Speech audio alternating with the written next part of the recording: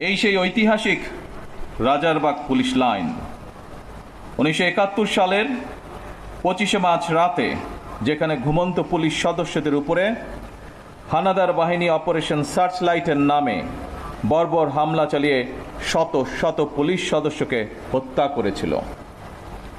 আমি আজকের অনুষ্ঠানে প্রথমেই বাংলাদেশের মুক্তিযুদ্ধে পুলিশ শহীদ সকল সদস্যকে শ্রদ্ধা ভরে স্মরণ করছি। শুধুমাত্র স্মরণের মধ্যে দিয়েই আপনাদের আমাদের দায়িত্ব শেষ হয়ে যায় না।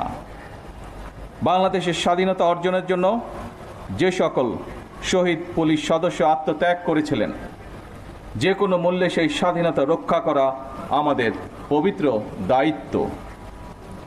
এই বাংলাদেশে আর কোনো ফ্যাসিবাদ স্বৈরাচার যেন পুলিশ সদস্যদেরকে দেশ এবং জনগণের স্বাধীনতার বিরুদ্ধে ব্যবহার করতে সক্ষম না হয়।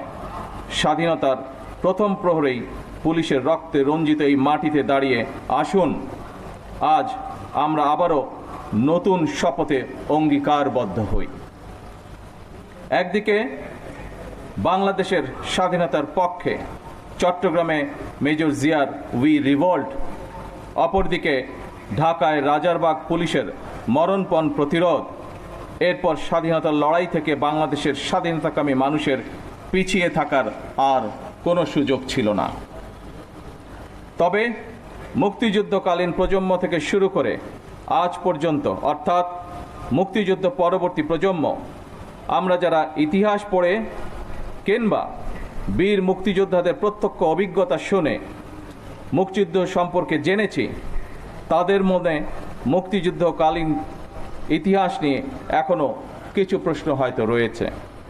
1971 সালের উত্তাল মার্চে জনগণ যখন স্বাধীনতাকামী মানুষের মনে টান টান উত্তেজনা, এমন পরিস্থিতিতে তৎকালীন পশ্চিম পাকিস্তান থেকে যখন ঢাকায় প্রতিদিন হাজার হাজার সৈন্য জড়ো করা হচ্ছিল, এমন পরিস্থিতিতে সকল পুলিশ সদস্যদেরকে রাজারবাগ পুলিশ লাইন্সে একসঙ্গে জড়ো করে রাখার পেছনে তৎকালীন রাজনৈতিক নেতৃত্বের কী যুক্তি বা কৌশল কাজ করেছিল, বাংলাদেশের স্বাধীনতা এবং মুক্তিযুদ্ধ সম্পর্কে যারা এখনও গবেষণা করছেন, এটি এখন তাদের জন্য একটি গবেষণার বিষয় হতে পারে বলে আমি মনে করি। উপস্থিত পুলিশ কর্মকর্তা এবং সদস্যবৃন্দ, আনন্দঘন আয়োজনে এতক্ষণ আপনাদের বর্ণিল প্যারেড সকলে উপভোগ করেছে। আমার কাছে এটি শুধু একটি আনুষ্ঠানিকতা মনে হয়নি, বরং এটি ছিল পুলিশ সদস্যদের শৃঙ্খলা, আত্মমর্যাদা, দায়িত্ববোধ এবং সুন্দর ভবিষ্যতের দিকে দৃপ্ত পায়ে এগিয়ে চলার অবিচল অঙ্গীকারের বহিঃপ্রকাশ। দীর্ঘ 1.5 দশকেরও বেশি সময় ধরে ফ্যাসিবাদ বিরোধী আন্দোলনের সংগ্রামের ধারাবাহিকতায় 2024 সালে ছাত্র জনতার এক রক্তক্ষয়ী গণ অভ্যুত্থানের পরে দেশের স্বাধীনতাপ্রিয় গণতান্ত্রিকামী মানুষের আকাঙ্ক্ষার প্রতিফলন হচ্ছে জনগণের রায় গঠিত বর্তমান সরকার। বছরের পর বছর ধরে অসংখ্য হামলা মামলার শিকার, নিপীড়িত নির্যাতিত অধিকারহারা মানুষ বর্তমান গণতান্ত্রিক সরকারের সময় শান্তি এবং নিরাপত্তা চায় জনগণ।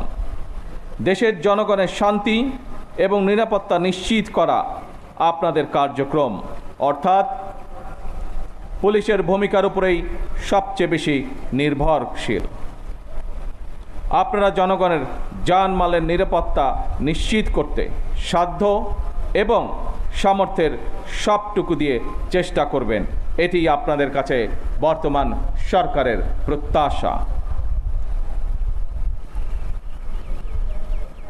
উপস্থিত অফিসার এবং পুলিশ বাহিনীর সদস্যবৃন্দ, ত্রয়োদশ জাতীয় সংসদ নির্বাচন প্রমাণ করেছে বাংলাদেশ পুলিশের পক্ষে দক্ষতা এবং পেশাদারিত্বের সঙ্গে দায়িত্ব পালন সম্ভব। শুধু দেশেই নয়, জাতিসংঘ শান্তিরক্ষা কার্যক্রমেও বাংলাদেশ পুলিশ দক্ষতা এবং সুনামের সঙ্গে কাজ করে যাচ্ছে। বিশ্বের বিভিন্ন দেশে শান্তি প্রতিষ্ঠা, আইন শৃঙ্খলা রক্ষা এবং মানবাধিকার সুরক্ষায় আমাদের পুলিশ সদস্যরা পেশাদারিত্ব, সাহসিকতা ও মানবিকতার উজ্জ্বল দৃষ্টান্ত স্থাপন করেছেন। জাতিসংঘ শান্তি মিশনে নারী পুলিশ সদস্যদের ভূমিকাও আন্তর্জাতিকভাবে প্রশংসিত হয়েছে। সুতরাং শুধু বিদেশেই নয়, দেশের জনগণের সঙ্গেও পুলিশের মানবিক আচরণ প্রত্যাশিত। এই অনুষ্ঠানে, এই পর্বে কিছু সময় পরেই আমি কল্যাণ প্যারেড অনুষ্ঠানে আপনাদের সঙ্গে যোগ দেব। সেই অনুষ্ঠানে সারা দেশের পুলিশ কর্মকর্তা এবং সদস্যগণ অনলাইনে যুক্ত থাকবেন।